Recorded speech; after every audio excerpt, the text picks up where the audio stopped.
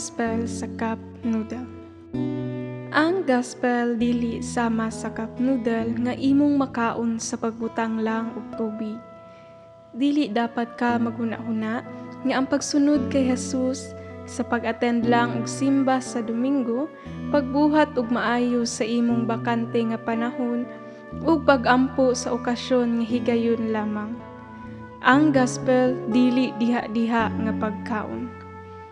Ang gospel sama sa pagtuyok-tuyok sa palengke ug mamili og maayo nga mga sangkap, pag-andam uban ang pag-amping ug pagluto nga adunay gugma bisan pa og madugay kini.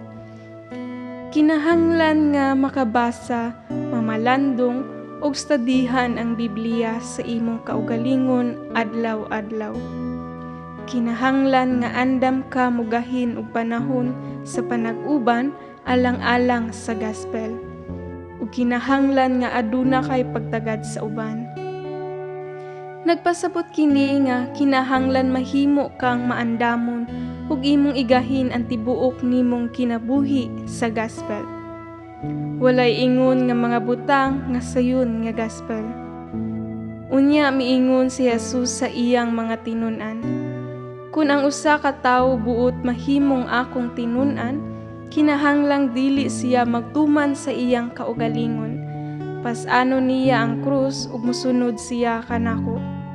Kay ang gustong magluwas sa iyang kaugalingong kinabuhi, mawad-an hinuon niini. Apan ang mawad-an sa iyang kinabuhi tungod kanako, makabaton niini. Mateo 16:24-25.